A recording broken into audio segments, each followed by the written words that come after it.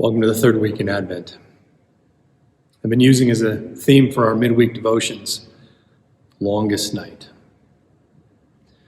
In the season of Advent and in the month of December, oftentimes churches hold a Longest Night worship gathering, or maybe they call it a service of remembrance, or a Blue Christmas worship gathering. It's a way of acknowledging that in this season where so much of the music and gathering is about joy and happiness and family time and togetherness, that those who are mourning the loss of a loved one or those who are dealing with some sort of other trauma may have a difficult time feeling happy about this season, about the celebration. So to acknowledge that, to own up to it in our own lives. Take a moment to ponder what God might have to say to us in the midst of maybe even struggling in this time. It's not all about the greenery and the twinkle lights. Sometimes there's a little bit of a shadow over our soul. For today, our final midweek devotion, I chose 1 Corinthians chapter 13. First, I'll read starting in verse 8. Even for those who are not necessarily church people, this may sound familiar. Love never ends. As for prophecies, they will pass away. As for tongues, they will cease. As for knowledge, it will pass away.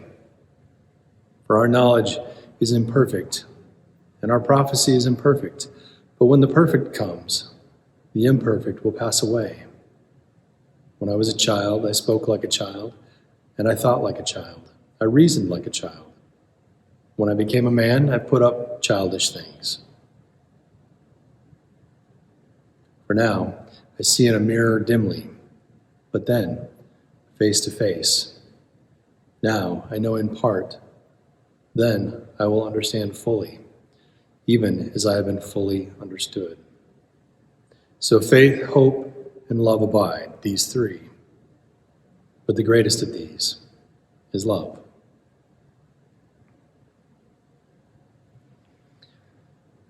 This is a passage that we often choose to read around occasions like weddings.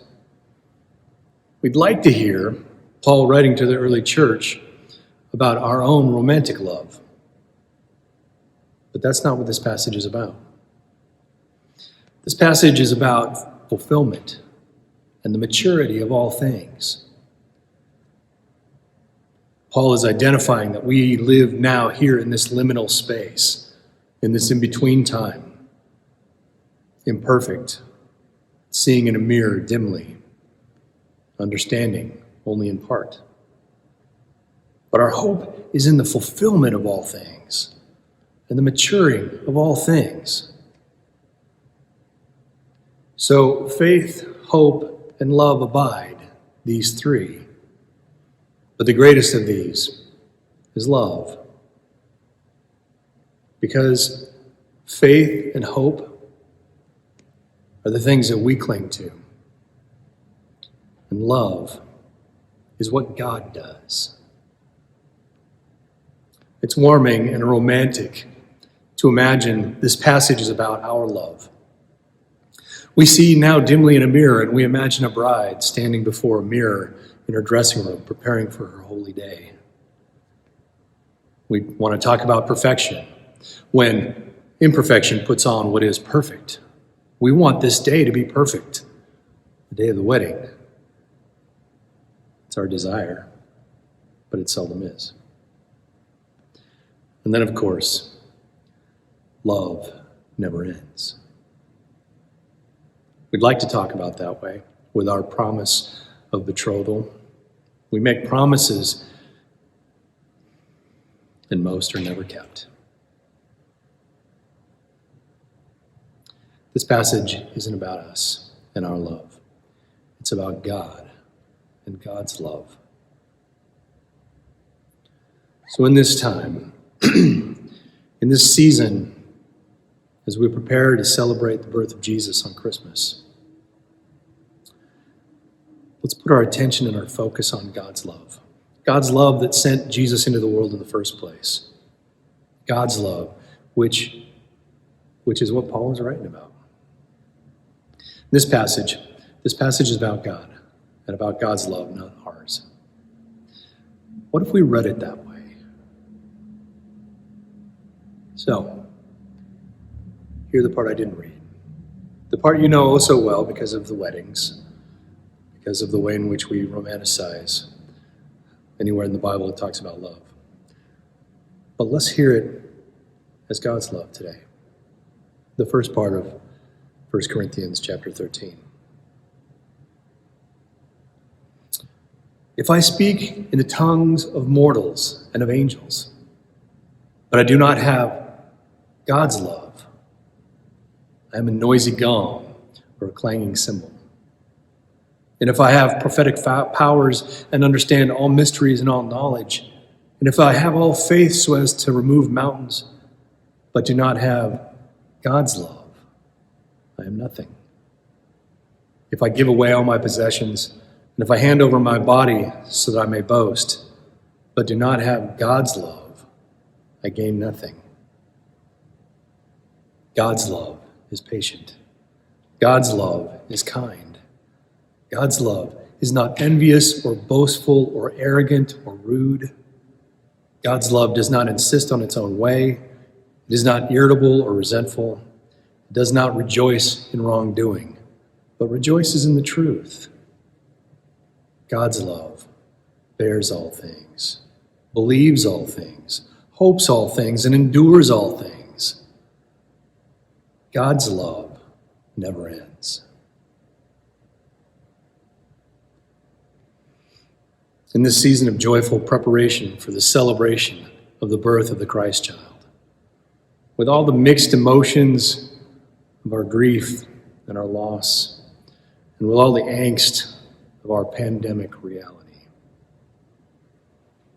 our comfort is in this: God's love never ends. Thanks be to God.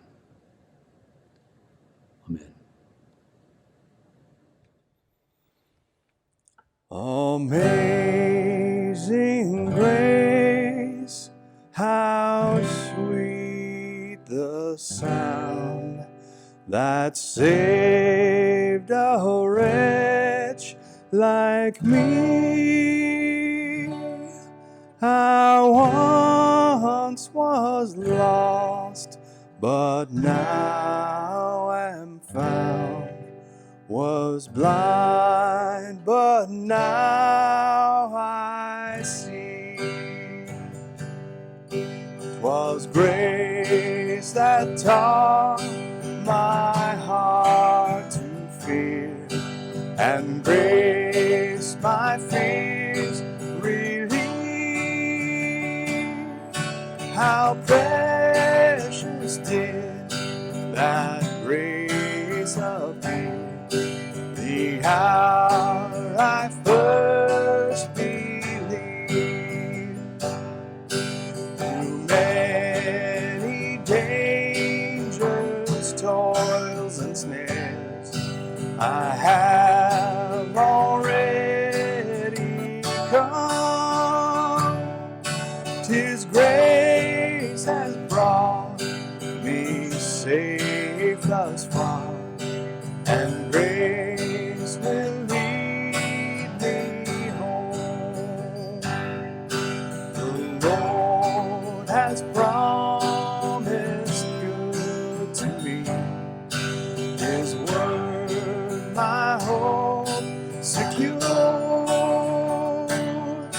He will my shield and portion be, as long as life endures.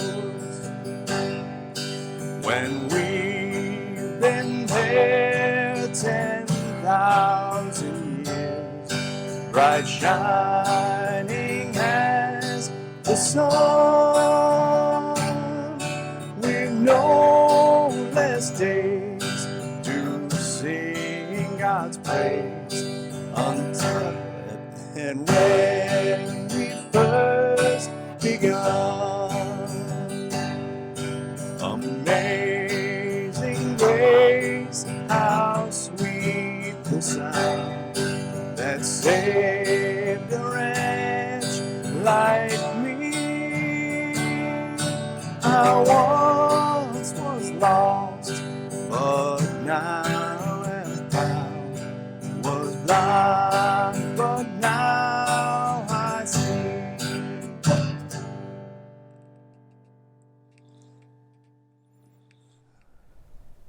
Go in peace. Take good care of yourselves and one another, and serve the Lord. Thanks be to God. Amen.